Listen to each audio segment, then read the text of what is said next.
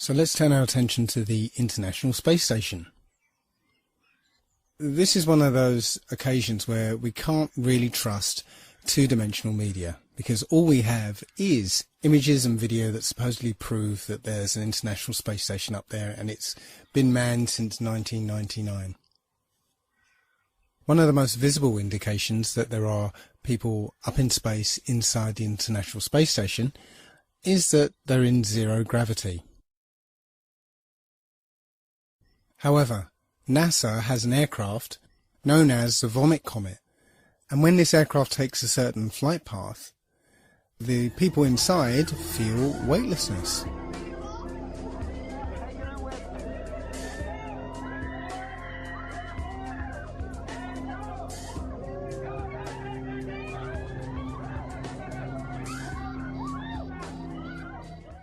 So it's almost certain that NASA has an aircraft fitted out to look like the International Space Station's interior. Now take a look at this. Hello, Katie. Notice how suddenly, as she starts to wave, she floats out of control. This is so cool, isn't it? Hey, Katie, I want to welcome ask aboard you a the space question. station. This is Leah. Look at this. Wow. The same thing happens here. As the plane starts its zero-G dive, the people start to spontaneously float upwards. The other problem with this technique is that this aircraft can only simulate zero gravity in 45-second to a minute bursts. So NASA employs many little tricks here to simulate weightlessness. None of their footage is live, it's all pre-recorded and edited, so plenty of scope there to use some of the cinematic tricks that we're used to, like harnesses and wires that are edited out later with CGI. But here we can see one of the tricks they use to maintain continuity between periods of weightlessness. Take a look at this woman's hair. Doesn't it look a bit strange to you? Look how it seems to spring back into place. We're led to believe that this is an effect of weightlessness, that the hair will just sort of float around. But it doesn't quite seem natural, does it? Here's video from the Vomit Comet again. Watch the way this woman's hair flows as she moves.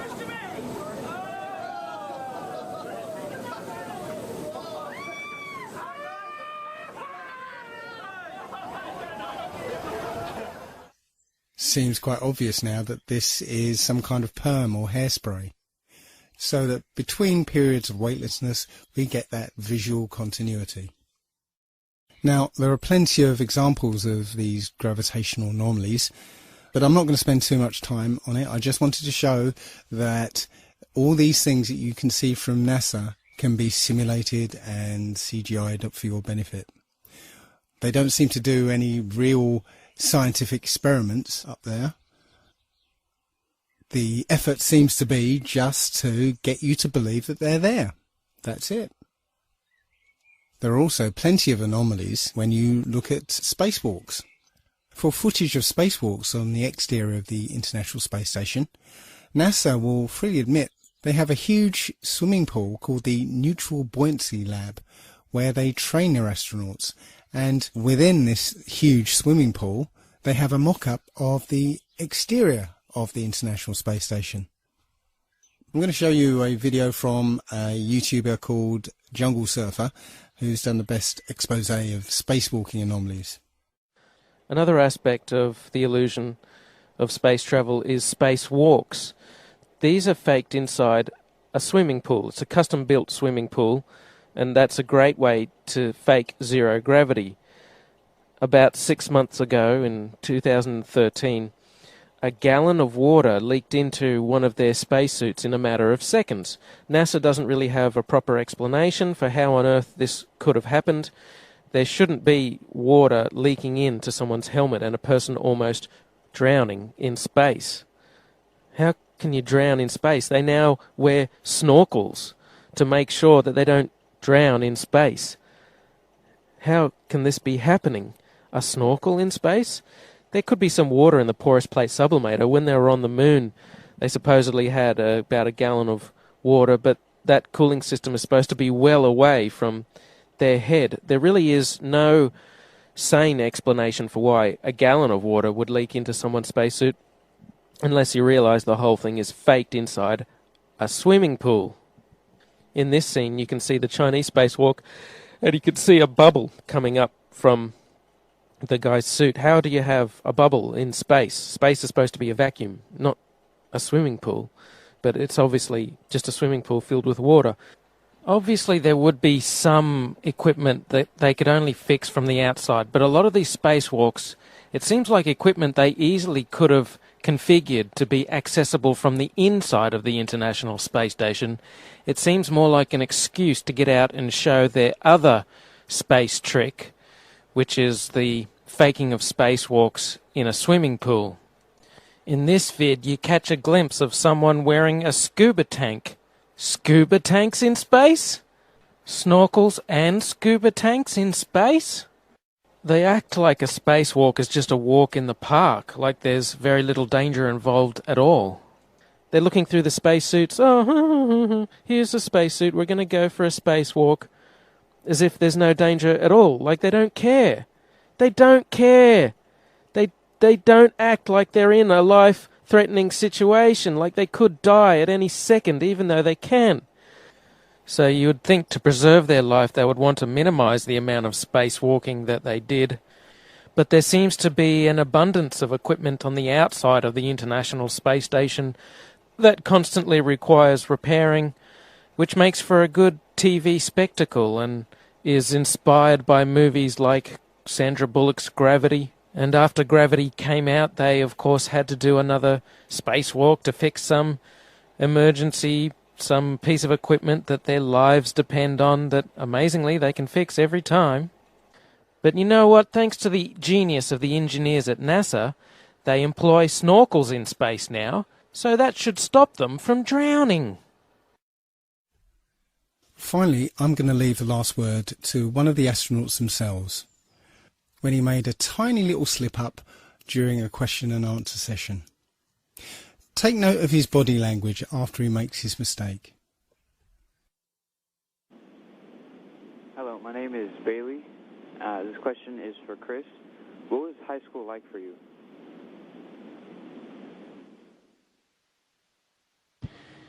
Well, it was the 1980s, so the music was different, the hairstyle was different, the clothes we wore were different than today, but probably in 5 or 10 years it'll be the same.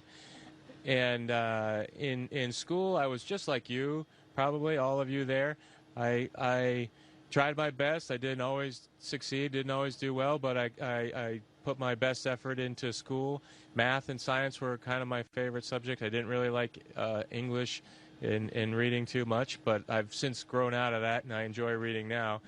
And I played a lot of sports. And all of that happened in a little town called York, Maine, across the United States from where we're talking to you right now. Whoops. Called York, Maine, across the United States from where we're talking to you right now. Hello, my name is Steve Owen. I'm a teacher here at Riverside Prep. I'd like to ask you about the stress associated with the long periods in the space station. I'd like to ask Karen, what is the training that you get to cope with that stress and related psychological issues?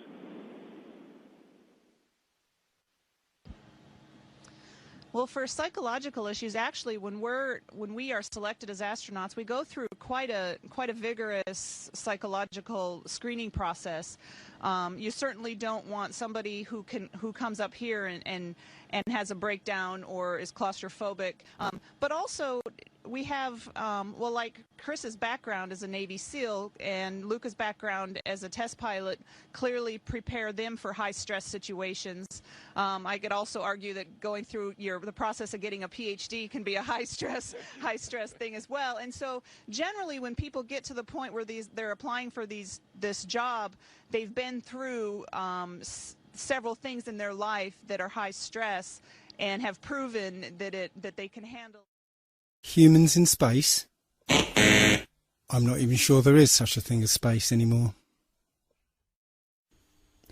So, could the Earth really be flat? Most people, when they think of a flat Earth, immediately think, what happens when you get to the edge? Well, the flat Earth model is a flat circular disk with a north magnetic pole in the centre, and all the continents are laid out around it. On the edge of this disk is a wall of ice, and we call it Antarctica. There is no South Pole. That's why you can't fall off the flat Earth. The wall of ice keeps the oceans in and stops you from reaching the edge. Strangely enough, the only other place that this model is used is in the United Nations logo. Looks like they know something that we don't. As you can see on the UN logo, the flat Earth map is overlaid with a grid. And that grid divides the Earth into 33 sections. And also, there's no Antarctica on this map. It's almost as if that grid were like bars, like a cell, locking us away from Antarctica, which is precisely what they're doing. The United Nations countries are all signatories to the Antarctica Treaty, which basically bans anybody from going to Antarctica. And if there's any absolute proof of either the globe Earth or the flat one, then I believe the answers would be in Antarctica. But before we examine Antarctica, I'd like to take a look at flights in the Southern Hemisphere. Now, this information came to me through Mark Sargent and his Flat Earth Clues. A lot of people say that Mark is a shill. I communicated with him over email. He seemed like a decent bloke. So I'm not going to say he's a shill. He has his ideas, his views, his perspectives, as I have mine, and everybody else has theirs. So I'm not going to say he's a shill, but nonetheless, his Flat Earth Clues were very well done, and I got a lot out of them, so thank you, Mark. The crux of this issue is the lack of direct flights in the Southern Hemisphere. I took a look at some of these flights and particularly focused on flights from Cape Town to Auckland, New Zealand. Generally, flights in the Southern Hemisphere tend to be indirect, with one or more connections and lengthy layovers. Such is the case with this one from Cape Town to Auckland. This flight came out around about 37 hours with a connecting flight in Dubai. Now if you look on a map, Cape Town to Auckland is a straight shot across the Indian Ocean, 7,310 miles. That should take about 12 hours. But in this case, we're taking thousands of miles north to Dubai, then back down south to Melbourne, and then across to Auckland. It doesn't make any sense. Until, that is, you look at it on the Flat Earth model. Now you can see it's a straight line from Cape Town to Dubai to Melbourne. And the distance is more like 16,000 miles. So the total journey time of 37 hours is there to hide the fact that your actual flight time is 26 hours rather than 11 or 12. Now, I did find one direct flight operated by Qantas, but who knows? The flight was 14 hours long, but does that flight actually exist? I don't know. Short of booking that flight and flying it, I wouldn't know. But it strikes me that you could advertise such a flight, price it beyond the reach of most people, and cancel it for anybody who does take it. But that's just speculation. Now, the GPS system would obviously show up any anomalies in the flight plan, but it seems they've found a very simple way of getting around that problem, and that is switching off GPS tracking for all flights in the Southern Hemisphere. Now, this is an image from Flight Tracker, and you can see straight off that in the Northern Hemisphere you will see planes over the ocean, but there are none in the Southern Hemisphere. Now, I spent some time looking at it on flighttracker.com, and I actually verified this information, but I couldn't capture the data on my computer. So here's a video of planes disappearing and reappearing off the tracking systems. So hey guys, I'm on planefinder.net. I'm tracking airplanes in the Southern Hemisphere, trying to do some research to verify or debunk this flat Earth guy. And what he said is that airplanes disappear in the South Atlantic near the, in the Southern Hemisphere when they fly over oceans. And it's true. I was tracking a British Airways flight from Buenos Aires to London, and I was tracking, and then it disappeared. And then I clicked on this plane right here, Qatar. See how the flight path, like when you click on the plane, the flight path appears or disappears, right? So I clicked on this plane looking for my British Airways flight, and I found this flight, and look, see how the flight path just starts in the middle of nowhere right here? His flight path starts in the middle of nowhere. That's because what they do with flights in the Southern Hemisphere is they disappear them. They turn off the GPS over the ocean, and then they reappear the flights about an hour before landing. And that's exactly what the Flat Earth guys said they do. And that's exactly what they're doing. This guy's going to Rome. Okay? So this is a pretty good flight to track because he's going all the way to Europe. So I just clicked on this flight, same thing. This guy, we should have saw him before when we were tracking the other plane and when we were tracking this plane that's heading to Rome. But this guy, when we were tracking the plane headed to Rome, he wasn't even on the map. He's coming from Abu Dhabi. It's in the Middle East. He's been in the air for what, 12, 13, 14, 15 hours? He's been in the air for 7,000 miles, and we're just picking him up right here. We're just picking him up in the middle of nowhere. Look, they disappeared the flight over the entire ocean, and they're reappearing it for landing about an hour before landing. Think about it. He's got 500 miles to go. It's about an hour before landing, just like the Flat Earth guy said. I mean, take a look at what this guy's flight path should look like on a Flat Earth model. This stuff's crazy. You have to look into this for yourselves. Don't pretend like you know everything, because you only know what you've been taught, and we know that the stuff we've been taught was a bunch of bullshit. So we need to question everything. Question everything, but don't believe everything. Question everything. There's a big difference. Now, I know a lot of this evidence seems circumstantial, but there are many flights in the Southern Hemisphere that have stopovers in seemingly nonsensical places that only make sense on a flat Earth. Santiago, Chile to Auckland, for instance, stops over in Los Angeles. Nonsensical on a globe makes perfect sense on a flat Earth. And the only way to verify these flight paths just happens to be switched off for all Southern Hemisphere flights. Circumstantial, I'll grant you, but compelling nonetheless.